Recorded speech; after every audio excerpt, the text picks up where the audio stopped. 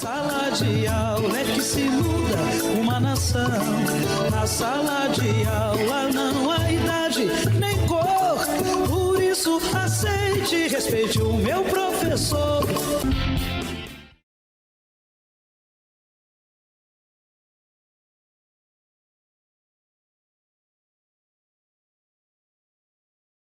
Boa tarde! Você sabe o que é um ícone? No campo da semiologia e da semiótica, um ícone é um signo visual que representa outro objeto por ser semelhante a ele. Graças a essa relação de semelhança, o ícone pode substituir a coisa que representa. No contexto popular, um ícone também pode ser uma pessoa muito importante e reconhecida na sua área de trabalho. O nosso programa de hoje é especial, pois ele vai tratar justamente disso, de um ícone. Um ícone não só da educação, mas também da luta sindical e da política. Se é que é possível separar esses dois termos. É com imenso prazer que apresento a nossa convidada de hoje do nosso novo quadro, Ícone da Educação, a professora Ana Lúcia Vieira Menezes, mais conhecida como Ana Lúcia. Boa tarde, professora Ana Lúcia, tudo bem? Tudo bem, boa tarde. E boa tarde também a todos os telespectadores que nesse momento nos assistem. Ana, se a senhora tivesse que discorrer a sua trajetória na luta em defesa da classe trabalhadora, por onde você começaria? Tem uma pré-história, né? Que é exatamente a história da minha família, de meu irmão, que com 16 anos já estava no Partido Comunista e começa a ser perseguido pelo golpe, pela ditadura, né, civil-militar. E então, assim, no processo de reabertura política, década de 70, eu acompanhava minha mãe nas manifestações, pequenas manifestações, mulheres corajosas, e aqui vai a nossa homenagem à memória da poeta Núbia Marques, né? Bom, e aí, no início da década de 80, eu conheço um grupo de jovens recém-formados, ingressando na rede pública de ensino, em um curso sobre educação e sociedade da professora Bárbara Freitag. Eu estava como técnica da Secretaria de Estado da Educação e logo após esse curso eu fui convidada a assumir a coordenadoria pedagógica da Secretaria da Educação, que era a COTEP. Então eu comecei a coordenar reuniões pedagógicas na Secretaria da Educação, onde a gente estudava a temática. 1980, 1981, em plena transição política, nós estávamos assim num período efervescente, né, de publicações de teses, de mestrado, muitas publicações dos nossos intelectuais que estavam exilados e que já estavam retornando ao Brasil, publicando suas obras, né, a exemplo do Paulo Freire. Desde 1977 que nós tínhamos a pedagogia do oprimido, mas começa a edição de vários dos seus livros e, portanto, a revista Educação e Sociedade, ela começa a ser reeditada. Então, é todo um processo de transição com muito debate, com muita luta, né? E começamos a estudar os textos e tinha uma certa dificuldade de entendimento, porque a maioria dos textos tinha uma linguagem que nós, oriundos de uma geração de uma ditadura, né, nós não tínhamos, por exemplo, acesso à leitura marxista, a não ser a geração de meu irmão pelo Partido Comunista, que liam, mas na universidade, o período que eu entrei, de 70 a 73, a gente não tinha acesso à leitura marxista. Então tinha uma certa dificuldade de leitura.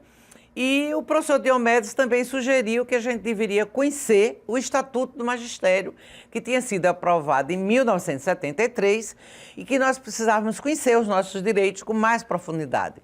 Então, nós articulamos, né, o estudo teórico, né, nós articulamos a parte de conhecimento da realidade, portanto, a gente visitava as escolas para saber exatamente as maiores dificuldades, que era o alto grau de reprovação, de evasão, que até hoje permanece muito alto. E e estudava ao mesmo tempo os nossos direitos. É aí que começa meu engajamento na luta a partir desse pequeno grupo, que eles estão fundando também o Partido dos Trabalhadores, né? Aliás, eles já tinham fundado em fevereiro de 1980, 10 de fevereiro, e a gente começa a ter muita identidade, e o professor Diomedes liderava esse grupo. Professora Ana Lúcia, a gente vai voltar aqui um pouco no tempo para poder contar essa história, para você contar para a gente mais um pouco dessa história. Veja só, pessoal, em 1979, preocupada com a junção da teoria e da prática na defesa da escola pública, a professora Ana Lúcia desempenhou papel de liderança profissional, participando da chapa Renovação nas eleições da diretoria da Associação dos Profissionais do Magistério do Estado de Sergipe, APMESE.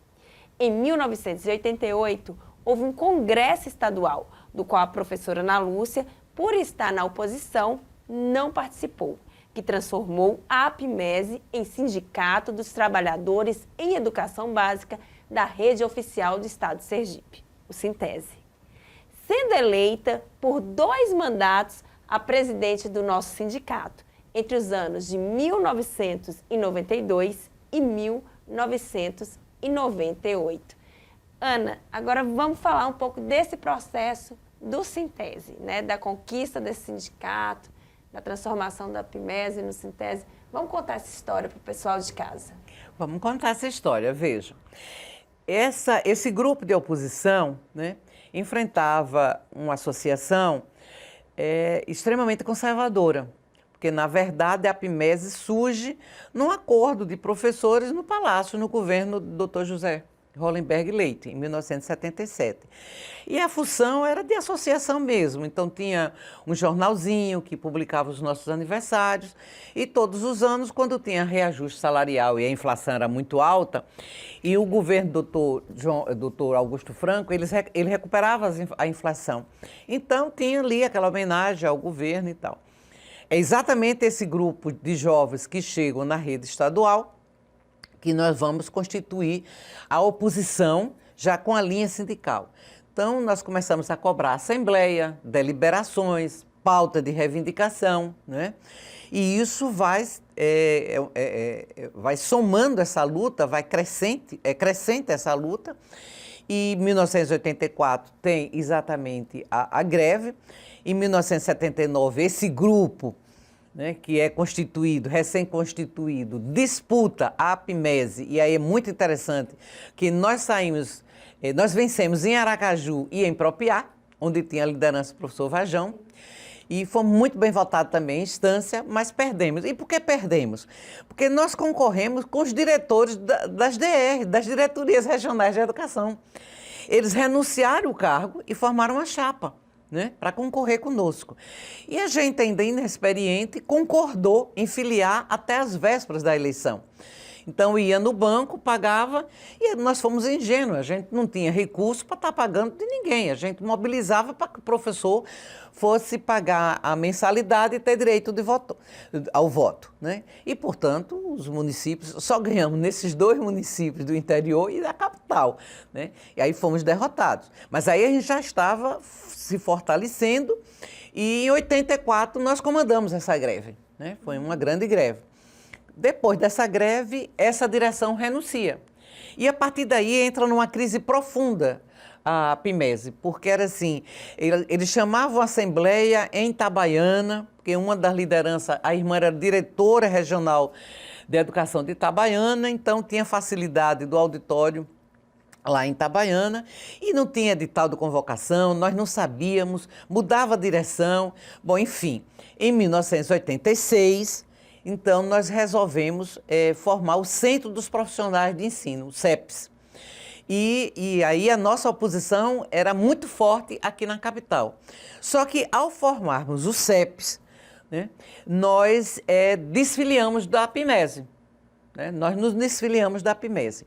E o CEPS, assim, não conseguia consignação em folha, porque era o governo Valadares, e o governo Valadares teve o apoio desse agrupamento que dirigiu a APMESE e não autorizava a consignação. Nós fazíamos rifas e fizemos, eu acho que em 88, uma grande feira, que era a campanha salarial, colocando a Feira da Miséria na educação. E foi muito interessante a experiência.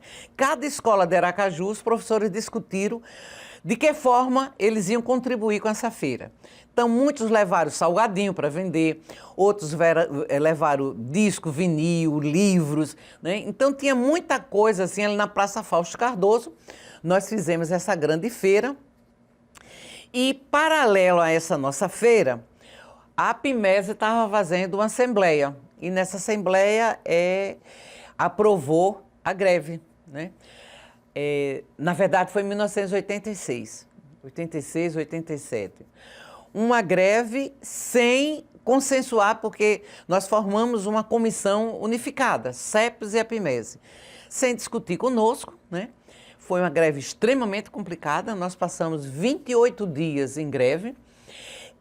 O CEPES, o dinheiro todo que nós arrecadamos na feira, tivemos que pagar uma nota na TV, no Canal 4, TV Globo, né, colocando que o CEPES estava saindo da negociação, porque nós não estávamos concordando, né, tentávamos reuniões e não conseguíamos, então nós saímos da negociação. Com 28 dias, a greve terminou a greve sem nada, sem nenhum ganho. Bom, e aí continuamos no CEPES.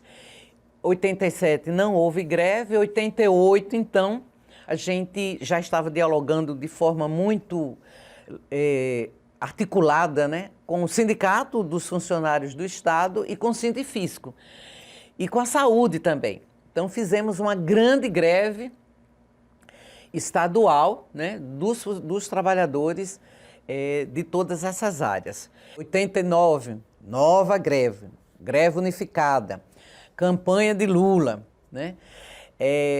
Muita tensão, né? E nós éramos CEPES, né? Nós éramos CEPES. Ainda não era Sintese. 89 já tinha o Sintese, né? Mas ainda... a gente continuava com CEPES. Sim, vocês né? ainda não tinham ganhado. Não. O sindicato. Aí nós continuamos CEPES. Bom, enfim, já era Sintese, nós avaliamos que não dava para continuar com o Centro dos Profissionais, porque, pela nova Constituição, quem tem direito de negociar toda a pauta trabalhista é o sindicato, né? Não são as associações. E daí a gente resolveu se filiar ao Sintese, nós encerramos com o CEPES e fomos disputar as eleições. As eleições tinham que acontecer em 1991. Só que a direção não aceitou a nossa filiação, né? De mais de 500, 600 pessoas. E aí nós entramos, Deda, nosso advogado, entrou na justiça. E começamos todo um processo, o sindicato estava muito desgastado, né? Sem uma pauta, sem método de luta e tal. Enfim, eles resolveram chamar para a negociação e marcar a data da eleição. Então, a eleição aconteceu no início de junho de 1992 e eu acho que no dia 17 de julho de 1992 nós tomamos posse.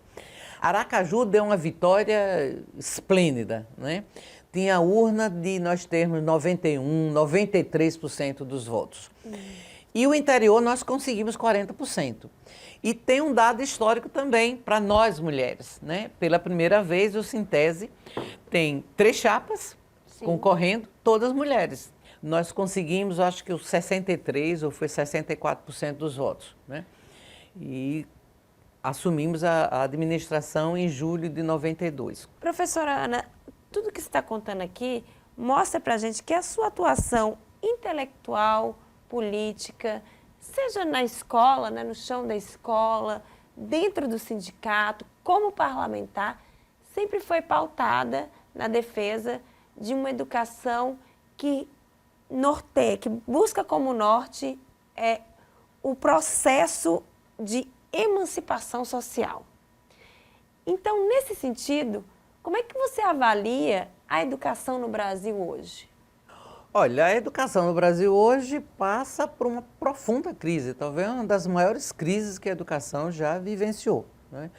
Nós estamos totalmente dominados, né, pela teoria empresarial, né, tratando a escola pública como uma mercadoria, com um projeto neoliberal extremamente forte, né?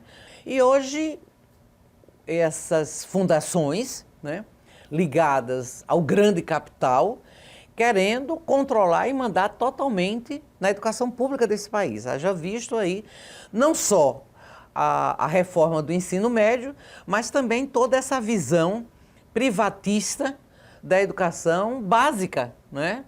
Da educação básica, quer dizer, você não, em geral, quem administra não entende do chão da escola, nunca vivenciou o chão da escola, não sabe dos desafios, então essa educação neoliberal, ela veio dominando e nós precisamos reagir, mas para reagir você tem que conhecer.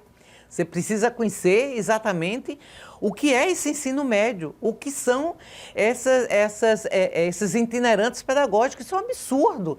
Quer dizer, está negando a educação mais ampla, integral. Uma educação integral no ensino médio é uma educação politécnica, é uma educação que você tem o conhecimento propedêutico, quer dizer, o conhecimento de todas as áreas, e você tem o conhecimento do mundo do trabalho, né? E, portanto, a sua cognição ela é muito mais ampla.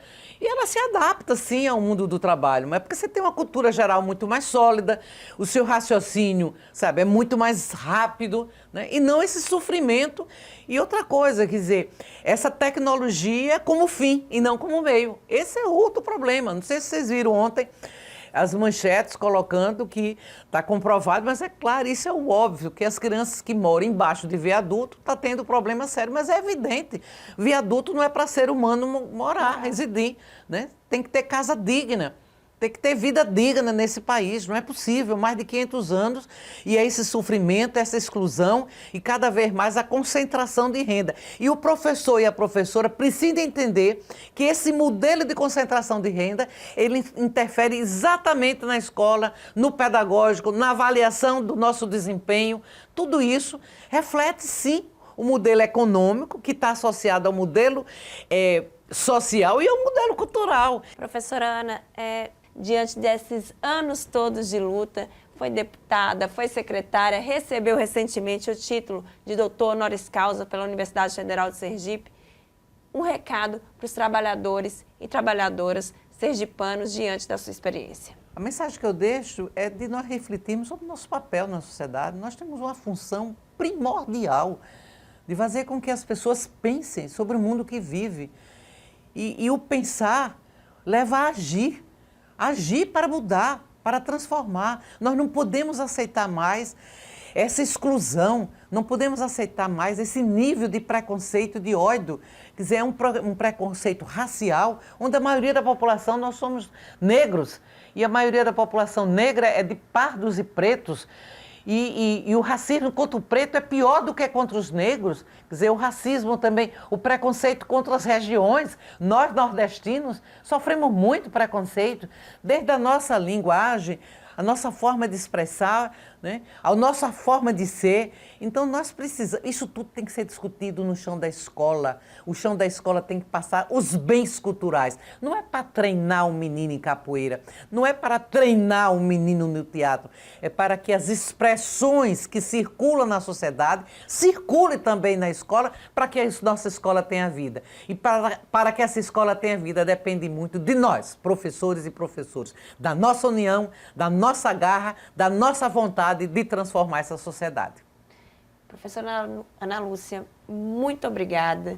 Você não tem ideia do prazer imenso que eu senti em estar aqui conduzindo essa entrevista com esse ícone da educação, aqui estreando o nosso quadro, ícone da educação, com essa mulher de luta, essa guerreira, Ana Lúcia. E eu tenho o prazer de estar com a jovem jornalista que, no tempo de estudante, eu já o conhecia, enquanto estudante de jornalista. Muito obrigada, Ana. É isso, minha gente. Nossa primeira edição do quadro Ícone da Educação fica por aqui. Obrigada por sua atenção. A gente se vê no próximo sábado. Para você, boa tarde e boa sorte. Professores, protetores das crianças do meu país, eu queria, gostaria